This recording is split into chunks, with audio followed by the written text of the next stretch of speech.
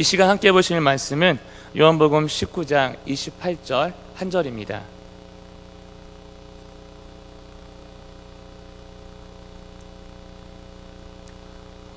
요한복음 19장 28절 한 절이기 때문에 우리 두 번 연속해서 함께 읽도록 하겠습니다.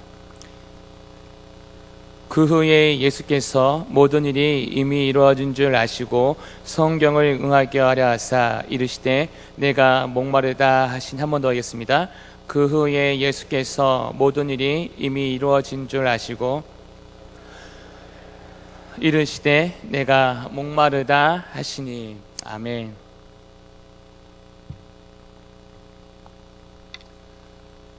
하늘과 땅을 만드신 이가 이렇게 고통스러워하십니다. 내가 목마르다. 하나님 아버지께서 사랑하신 자가 이렇게 외치셨습니다.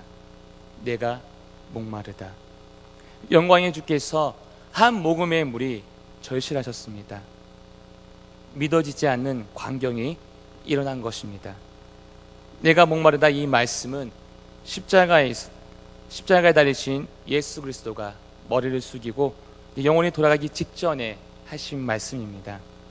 그분은 바위 위에서 샘물이 솟아나게 하셨고 하늘의 비를 내리시게 할 수 있는 창조주 하나님이셨습니다. 그런 그가 한 모금의 물이 절실하셨던 것입니다. 예수님은 모든 것을 하실 수 있었지만 그렇게 하지 않으셨습니다. 그러기에 이 짧은 외침, 내가 목마르다, 이 말씀은 감동적인 설교 그 한편에 버금가는 그런 말씀입니다. 왜냐하면 이 짧은 외침은 하나님이 고난을 당하심으로 고난받는 자들을 능히 도우실 수 있음을 나타내기 때문입니다. 이 짧은 외침은 그가 아들이었음에도 고난에 순종함으로 자기에게 순종하는 모든 자에게 영원한 구원의 근원이 되셨음을 나타내고 있기 때문입니다. 또한 이 짧은 외침은 주님은 성경을 깊이 존중하셨다라는 것을 말씀하시고 있습니다.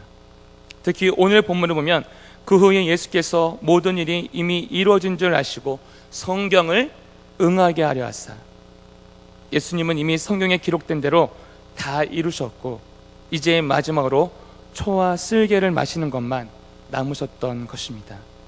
또한 이 짧은 외침은 예수 그리스도가 지금도 여전히 목마르시다는 것을 의미하고 있습니다.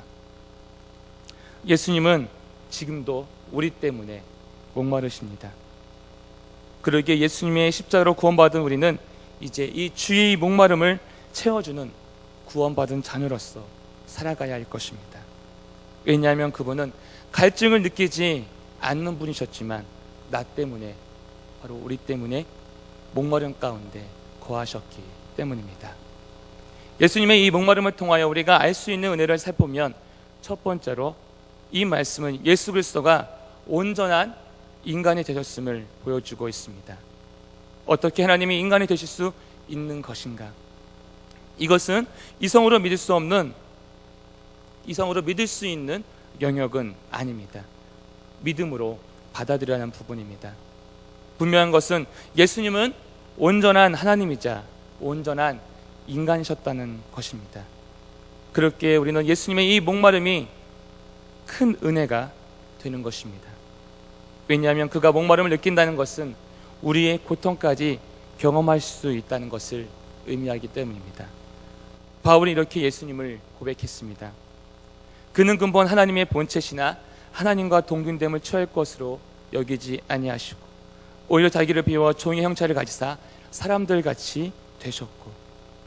예수님은 하나님과 동등된 분이셨지만 자기를 비워 종의 형체를 가지고 사람들같이 되셨습니다. 그분은 기꺼이 낮아지셨습니다. 하지만 십자가의 고통은 인간의 몸으로 감당하기엔 너무나도 무거운 형벌이었기에 그리스도의 고통은 극심하셨던 것입니다. 예수님은 십자가가 달리시기 전에 겟세마네 동산에서 아주 치열한 고뇌 가운데 계셨습니다. 예수님은 이 십자가 고난을 이기시기 위해서 간절히 기도하셨습니다. 이때 얼마나 치열했는지, 이 기도가 얼마나 간절했는지 땀이 땅에 떨어지는 핏방울 같이 되었다고 성경은 기록하고 있습니다. 가야바에게 끌려가신 예수님은 온갖 신문과 모욕을 당하셨습니다. 그리고 결국 예수님께 사형 선고가 내려졌습니다. 이제 예수님은 피범벅이 된 등에 십자가를 지고 한낮 뜨거운 열기 속에서 그 바위투성이 골고다 언덕을 향해 올라가셨습니다. 처형 장소에서 도착하신 예수님, 이제 그의 손과 발은 나무에 못 박혔습니다. 그리고 예수님은 3시간 동안 사정없이 내리쬐는 햇빛을 받으며 매달려 계셨습니다. 고통과 암흑의 3시간이 이제 지나고 이제 모든 것이 끝나려고 합니다. 그러나 예수님은 단 한마디도 하지 않으셨습니다. 불평도 애원도 없었습니다. 모든 고난을 위험 있는 침묵 속에서 견디어 내셨습니다. 그는 마치 양털 깎는 이 앞에서 말 못하는 양과 같이 그는 입을 열지 않으셨습니다. 그러나 마침내 그가 모든 것을 이루신 줄 아시고 그는 이렇게 외치셨습니다. 내가 목마르다. 그의 이 외침은 동정을 구하는 것도 고통을 감해달라고 하는 것도 그런 것도 아니었습니다. 지금 겪고 있는 고난이 너무 무거워서 그 중한 것임을 표현하는 것입니다. 예수님의 이 목마름은 일반적인 그런 목마름을 의미하지 않습니다. 예수님의 이 목마름은 지금 육체의 고통보다 더 절박한 무언가가 있던 것이었습니다. 한 군병이 신포도주에 해용을 적셔서 예수님께 대주자 한 부경꾼이 이렇게 말합니다. 가만두어라. 엘리야가 와서 그를 구원하나 보자라고 외칩니다. 그리고 그 소리를 예수님은 들으셨습니다.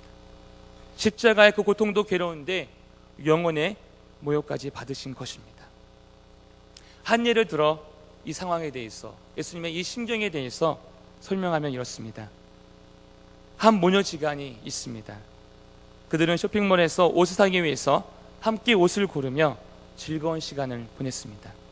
그런데 갑자기 화재경보 소리가 시끄럽게 울리고 사방에서 연기가 올라옵니다. 순식간에 그 쇼핑몰은 아수라장이 됩니다. 저마다 빨리 그곳을 빠져나가려고 발버둥칩니다. 두 모녀는 사람들에 밀치고 넘어지고 뜨거운 그 화염에 화상을 입었습니다. 다행히 엄마는 그곳을 빠져나왔습니다.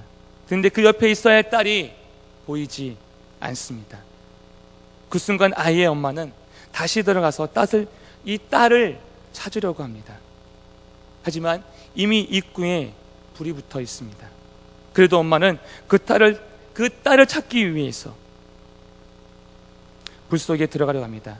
그러나 사람들이 들어가지 못하도록 엄마를 말립니다. 이때 딸과 단절된 어머니의 마음은 어떠했을까요? 어머니는 애타는 마음으로 입은 점점점 타들어갑니다. 그녀의 몸에는 견딜 수 없는 심한 화상과 상처가 있음에도 자신의 그 아픔은 생각하지 않습니다.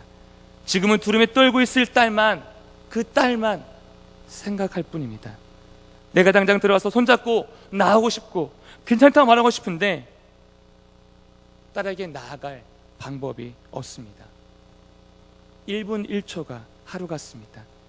이때 엄마가 느끼는 그 고통과 목마름은 어떠할까요? 또한 그 딸은 어땠을까요? 분명 엄마를, 자신을 구해줄 누군가를 애타리고 기다리고 있었을 겁니다. 그런데 예수님께는 그것조차 허락되지 않았습니다. 그의 죽음을 아버지께서 원하신 일이었기 때문입니다. 하나님도 예수님도 그저 그 목마름을 견딜 수밖에 없는 상황이었습니다.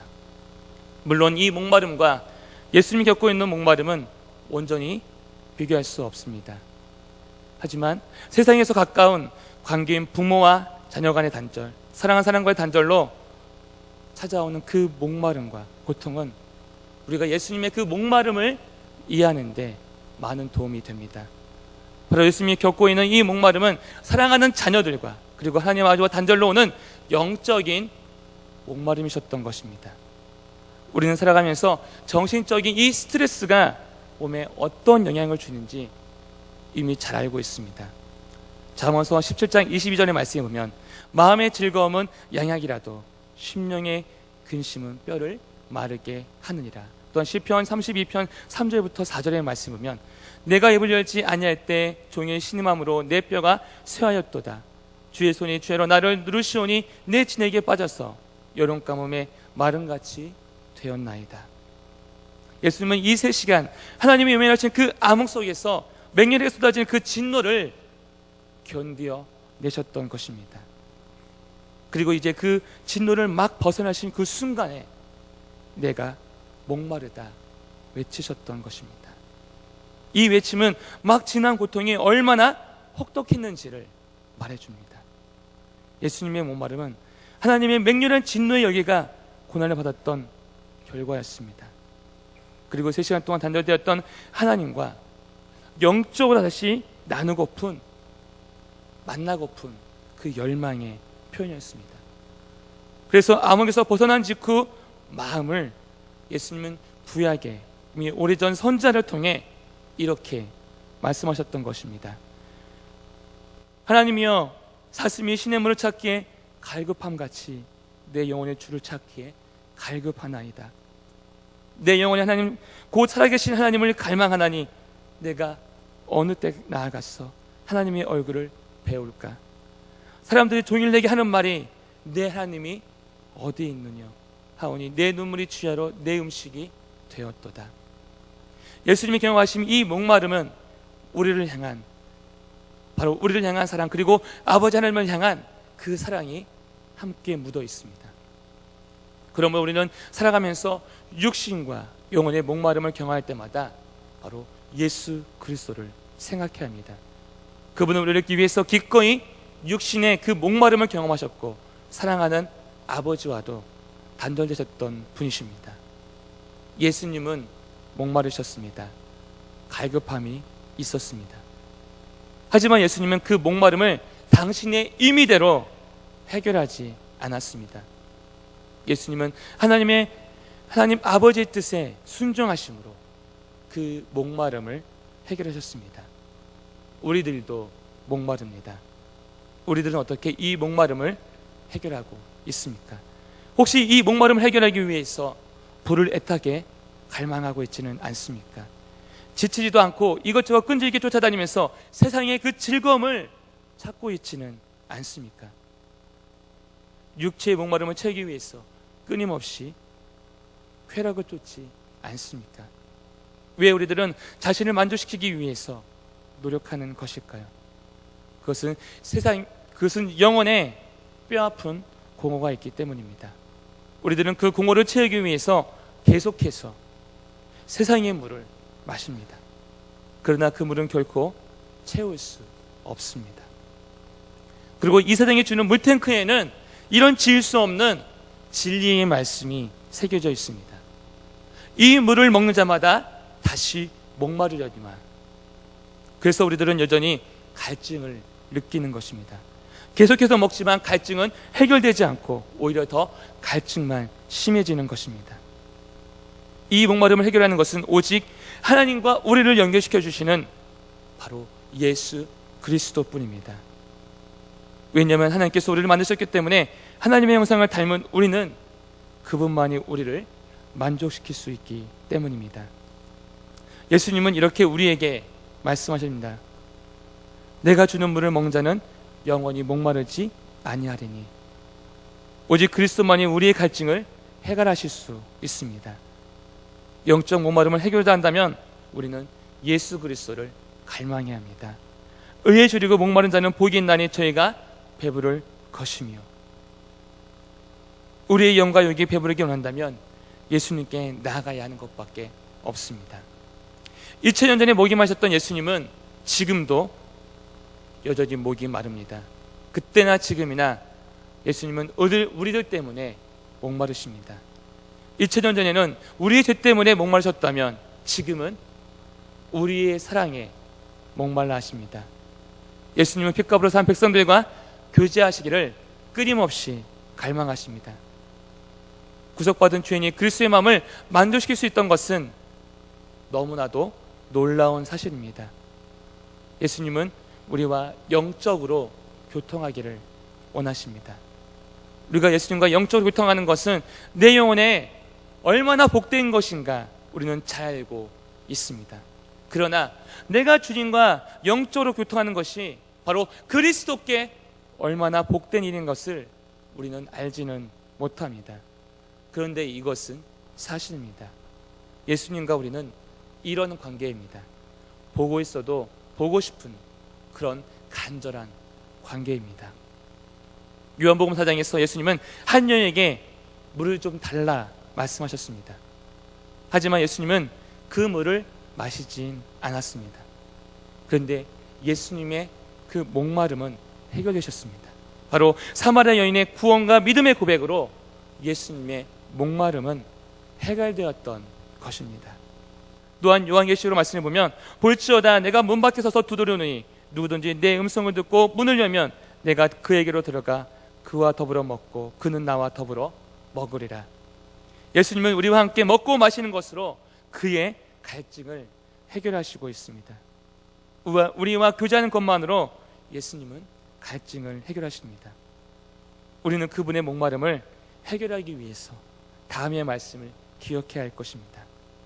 너는 나를 도장같이 마음에 품고 도장같이 팔에 두라.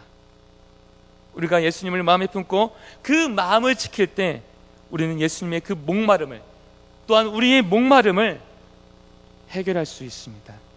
이 고난주간 우리 모두 예수님의 내가 이 목마르다 그 외침을 기억하면서 우리도 예수님의 고난에 함께 동참하기를 예수님의 이름으로 축원합니다. 아멘.